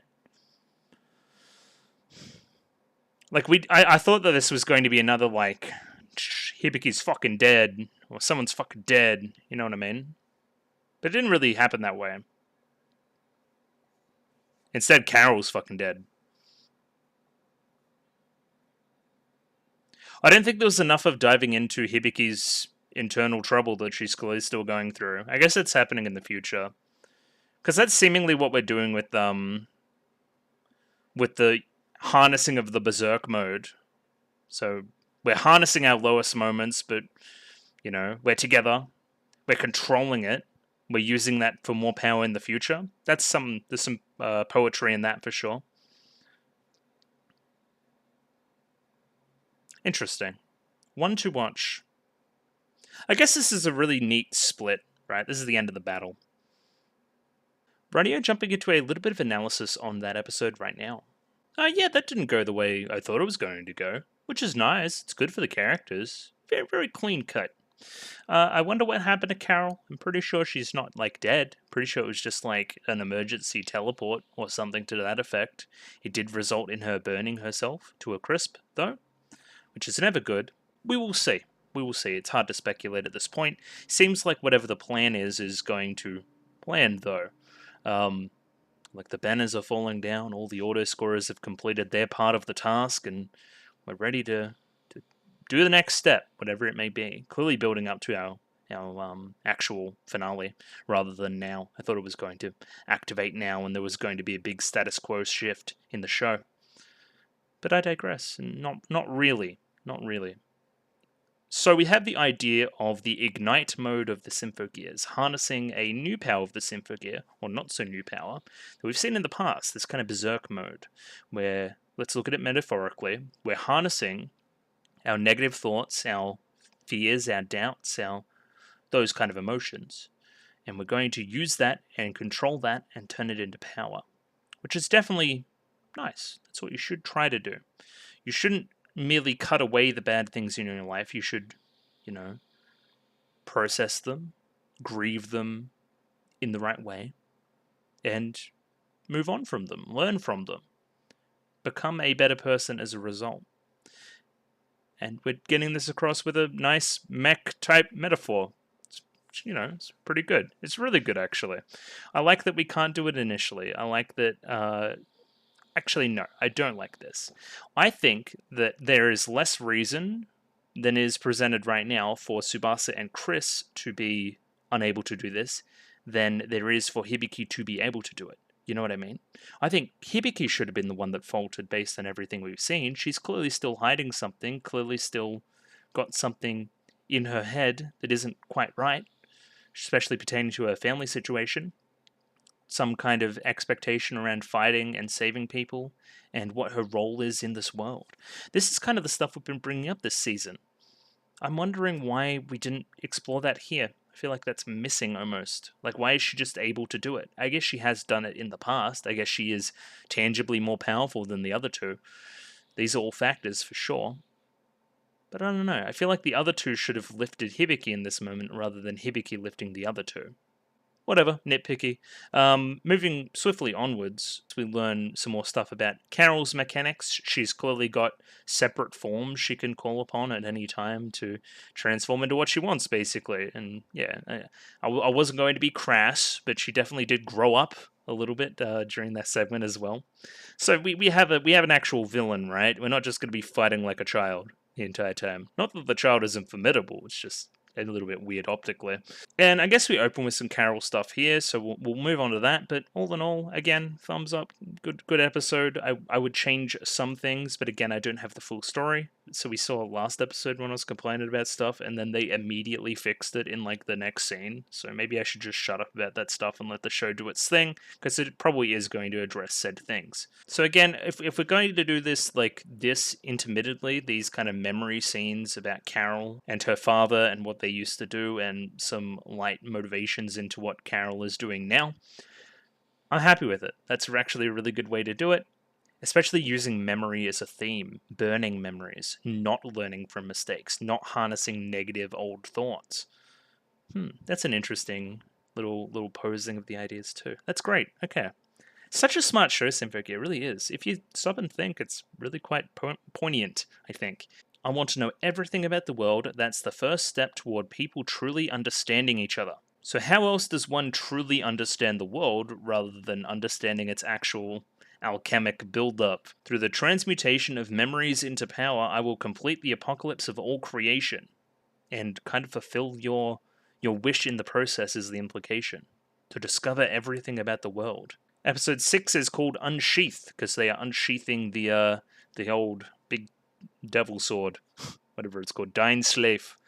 And they're going to become, ignited, become like berserk versions of themselves and that kind of thing.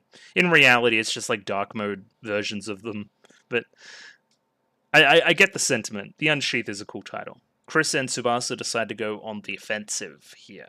This is exactly what I wanted at the end of the last episode, when we get the same song playing out. Clearly they just ran out of time in the 23-minute, 40-second structure that they have, and put this at the end of the next episode, or the start of the next episode, I should say. So, I mean, good thing I'm watching these two back-to-back. That was probably a really good idea. And probably in the future, if you guys are watching other reactors, probably tell them to do these two back-to-back. It's a very good 2 episodes to do back-to-back, I would say. Of course, we have Kirika and Shirabe naked, and Mario asks for the men to avert their eyes. We have Genjiro following orders, and then we have... you definitely have a name, and it was told to me. Wisteria something. He looks away too. And then the third man in the scene is forced to look away as well. This is fun. This is really great. This is so... this is the... Hold up, let me draw a diagram. Hang on, a little arrow. Gay. This is very gay, I find. Probably... they know their audience is all I'm trying to say. They're dialing it up. If this continues on like a normal, I guess, trajectory, season 5 is going to be like the gayest thing I've ever seen. So you guys don't need to look at the screen, because Tsubasa and Chris can handle this on their own. Let's warm up by dispatching these weaklings. Yeah, and I read this song last episode, so I don't need to read this at all, which is great. I can focus solely on the action instead. The one difference I will say musically is that we get an opportunity to use our, there was a word for it, the certain thing they do in the VA booth, so they can track the singing to the songs in a more, I guess, concrete way. And it's really shown off here. They're definitely, what's the word? Exerting. And you get the definite, like, concrete comparison as well, because you saw the studio recording last episode. That's another reason why they did it, maybe, to put focus on it. That's cool. Yeah, they're just popping off, kind of, really. I do like this with the subbing, I will say, too, this color scheme. So it's quite nice. I noticed it last episode as well, when they're singing together. So Project Ignite wasn't just about making them resistant to stuff, it also just makes them more powerful generally, which is like, oh, thanks, Elf9, that was really good. Thank you. We see these two exiting stage right. Would we just be in the way? There's definitely going to be some stuff here about if they can help or not, for sure. They still failed in their mission, kind of. Oh, yeah, Tsubasa just spinning everywhere. She's gone crazy. We're going to hit Mika with two, like, giant rockets from Chris. And yeah, we got her. She's definitely donezo. So this is how you create effective high-stakes battles repeatedly, right? Kirika Shirabe at normal level, kind of, just vibing against like a bunch of noise. Cool, that's fine. Mika shows up. Mika poses threat. Starts to beat them up a little bit. At least throws them to the side, right? Mika's like, I'm powerful. Kirika and Shirabe, they take drug. Drug makes them powerful, right? They try to fight again. Mika still succeeds. Mika is very powerful. Chris and Tsubasa arrive. They would justifiably probably beat Mika in this moment, right? Carol says something to the effect of, I know when you can take something and when you can't, you leave now. So powered up Chris and Tsubasa better than Mika. Then Carol shows up, and then Carol beat Tsubasa and Chris. But then Hibiki, Tsubasa, Chris beat Carol. It's like constantly like a tug of war back and forth, That's engaging conflict writing. It's not stagnant. It's ever changing, and keeps the audience engaged. I think that's really good. Carol here says advancing the plan takes top priority. Clearly, they need all 4 auto scorers for the plan to be enacted in the right way. Carol's going to step in here and take on the 2, while Mika gets to run back to whatever she needs to do. They make some jokes about her being short, which is funny, and like a child. I'd hate for you guys to make excuses later on about how you couldn't go all out against the child, and this is the indicator as to what she's doing later on. Cool, she's got like a sick, like, dimension harp, and playing said harp creates something very similar to a Aufwachen waveform. Very similar to a Symphogear. But no singing. Instead, the energy we get it from burning memories. Okay. Clever. Really clever. So they've thought about everything here, kind of, right? How do we get Carol into a Symphogear? Because that's important, right? That's part of the show. I would imagine that Carol starts singing at some point. You don't get somebody for Symphogear and then get them not to sing. Even Ataba and the gang have sang. Genjiro sang. Everyone sang, right? But we've also established that she can fight in a way that is familiar to us, right? That will also sell a bunch of merch and do all that kind of stuff too. But they've also thought about the kind of lore implications in how we're powering this without the singing. So apparently there's some relic involved here called a Faust robe of the Darubdabla. Interesting. So there still does need to be some basis for like a Symphogear type process. Interesting. We get a transformation sequence here, but it's evil. We get black harp strings kind of taking, pulling, right? Instead of, layering on. There's some kind of pain to it all. I don't need to talk about this in great detail, but I'm like, those boobs are really big for Carol, and there's a reason why. And you can kind of see it there in the hair too, growing out, the face shape changing slightly. Oh, her hat too. Her hat has 4 different colored gems on it, kind of like the 4 auto scorers as well. That's cool. Kind of like her dad's hat as well in the little flashback at the start of the episode. Lots of stuff going on here. She kind of like does this to her boobs, and then Chris like she's she's in disbelief. I think that's kind of funny too. That's a very quick scene. And then yeah, Chris says another sauce line here. I like it when my dinner puts up a fight. My dinner? Hey yo, pause. I know the show's gay and all, but kind of hold back a little bit. I don't know. Yeah, they're kind of flabbergasted here. They didn't expect this. There's no singing going on. Elf9 explains the whole burning memories thing. That kind of fits a lot into what Carol has going on with the idea of burning and memories too. The past, negative emotions informing other things, no control of said thing, instead tossing it aside. Yeah, this is great. This is great. And we're doing this at the same time, everybody has like issues. Everyone has like family issues and issues from the past coming back up and baggage and all sorts of things, right? So we're going to see how each character deals with this. It's just really well paced too. Like the dialogue parts stop at the right times and then the music keeps playing. It's just timed very well. Just a generally fantastic understanding of what they're doing. This is the third go at it, and they've got them better each time. Kind of, she has all the harp strings, right? The harp strings block all the ammo from Chris before forming into one giant drill, which is kind of using some wind stuff. Traps her in the vortex. Yeah, just very much creative. I like the way Chris drops here too, just like a sack of shit. Like really. So now we're gonna pull out the trump card, right? We've both been defeated, or defeated enough. It's time to pull out all the stops.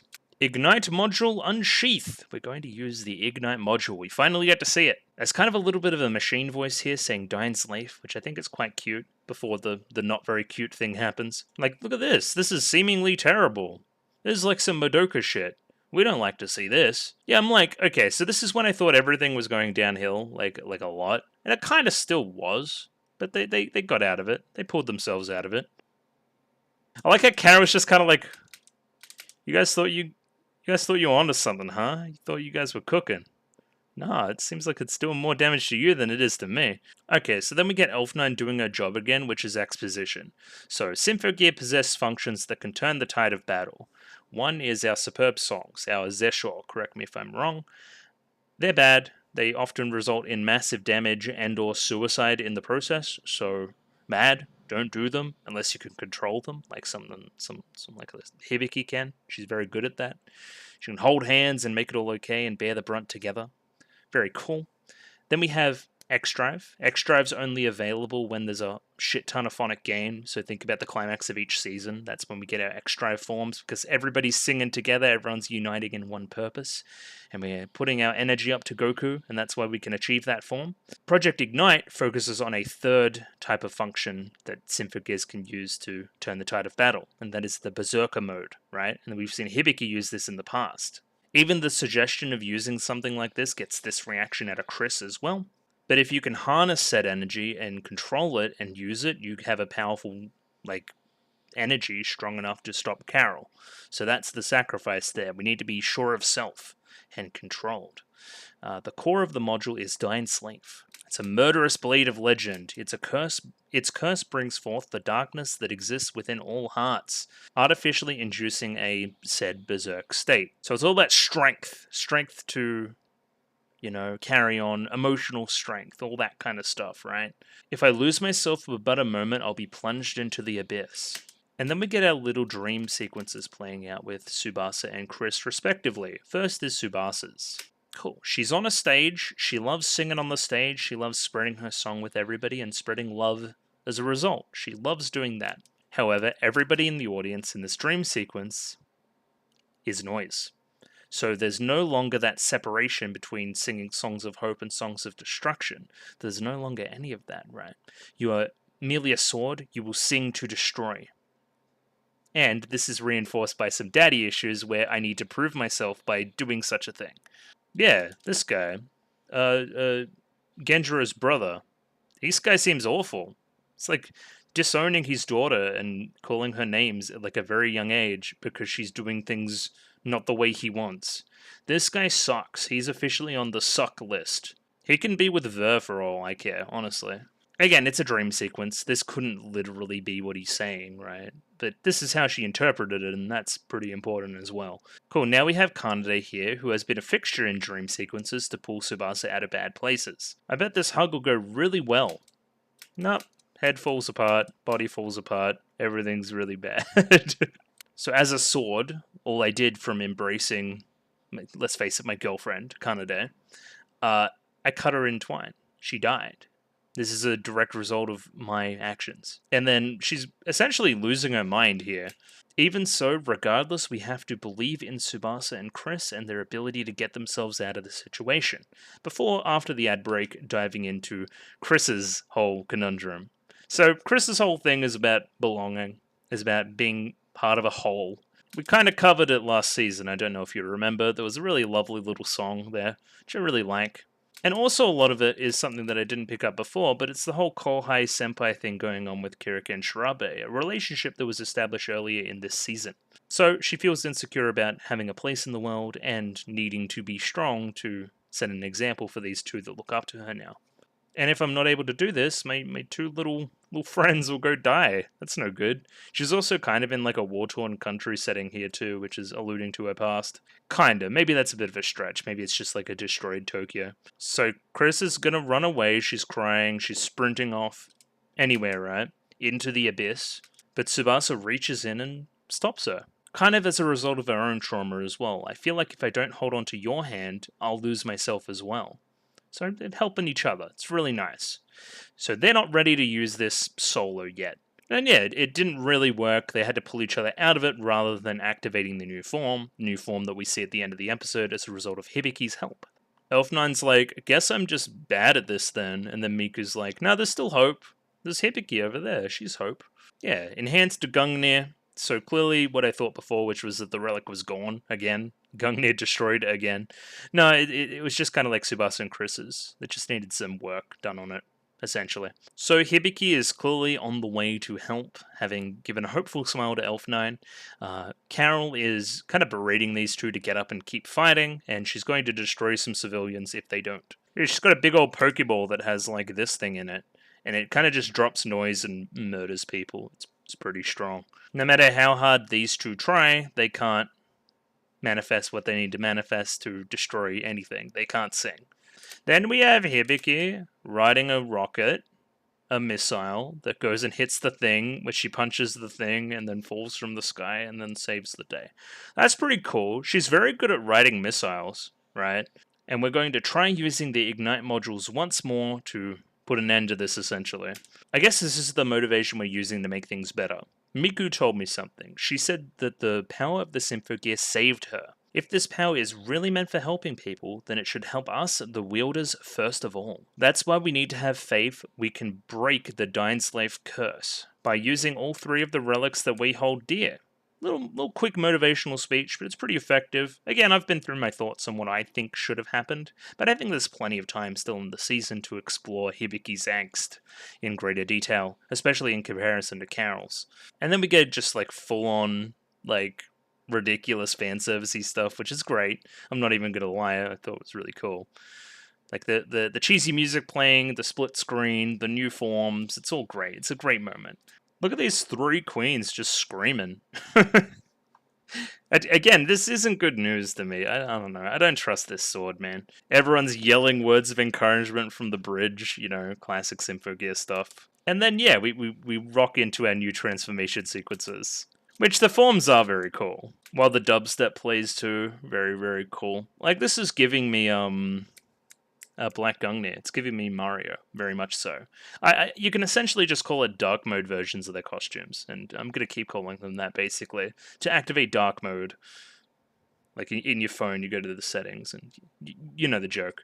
But yeah, I mean, it's just cool people stuff. Like, I can't lie to you.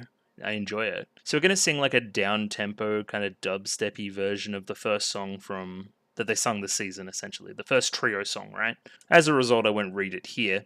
But let's know that they're, you know, twisting the words kind of a little bit. It always had a little bit of a negative meaning, and now they're taking that to its full effect, I guess, with a little bit more of a melancholic tone in the singing too. As a result of this new power level, Carol throws out about 3,000 noise, and we just watch them get punched for a while. Like, they are nothing but, like, papier-mâché people to us now. We are that much stronger. I guess we needed our good team to take a W here, right? It has been a lot of L's in a row. It'd start to seem like they're jobbing a little bit, and we don't want that. And I guess Carol kind of took an L. They completed the next step of their plan, even though they got beaten. They lost the battle but won the war, kind of. Yeah, I mean, like, there's just this is more, right? It's not normally a quartet. It's normally more than that, or less than that, I should say. Like, it's powered them up. They're big, strong, all three of them. Now this stirs my loins. TMI. But anyway, you change your tact pretty soon regarding this. You're pretty depressed that you got beat in the end, right? So Miku processing all this Hibiki stuff and then yelling out from the bridge and that like coinciding with a big attack is so classic at this point that it's kind of ridiculous. Like she loves having a cheer, and it always works basically. Because Hibiki like grabs her like harp strings and holds her in place while they all attack basically. And big old boob kick to death, as you do. And that's our victory. Carol is back to her small form. I still held grave fears for Hibiki even at this moment, but I guess the fears should have been on Carol. Yeah, she's clearly a little bit torn apart here. Like, she hated that. You know what I mean? Like, she's not ready to be saved. You know what I mean? Like, Hibiki's put the arm out here, gets slapped away. So those memories of the past, the memories that kind of spurred me on, they've already been burned away to fuel my fight. Don't think for one moment that cursed melody of yours could ever save anyone. This is going to be a telling line going forward. How are we going to change this by the end? How are we going to save Carol? If we can save Carol. And yeah, clearly Hibiki incensed by that. Like, what did you say? My cursed melody? Excuse me? There's a little smirk there from Carol too, like she knew that it got to her.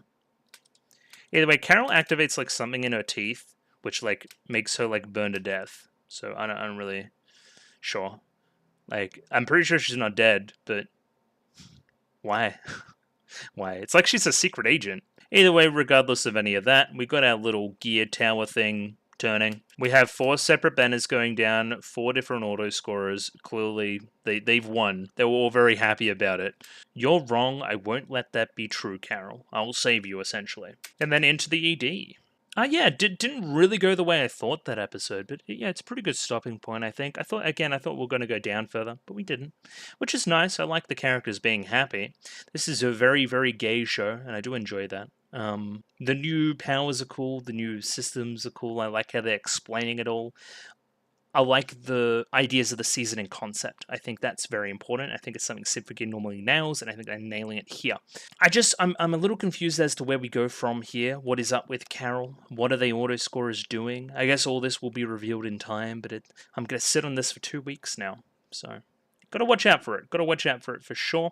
But yeah, 2 really great episodes today. I was very happy with the recording session. Lots of new songs, lots of new outfits, lots of new characters, lots of new everything. Just all... a lot happened. It was, essentially one fight, but a lot happened. And yeah, it was pretty cool. Kept the drama at a high through the whole thing at a pretty good level. It's well made. It's Symphogear. It's really good. Either way, my shill stuff, just before I get out of here again, if you like the video, consider liking the video. If you like the video and want to see more, consider subscribing to the channel. Comment below anything you thought about the episode, anything I could do to improve my presentation, comment below. I'm doing follow for follow on Twitter, so follow me on Twitter if you'd like me to follow you back. And the Discord, join the Discord, love the Discord, Discord. Again, I'll see you in 2 weeks' time for more Symphogear GX, and looking forward to it then. But in the meantime, I'll catch you later. You have a good 2 weeks. Right here. Catch you guys.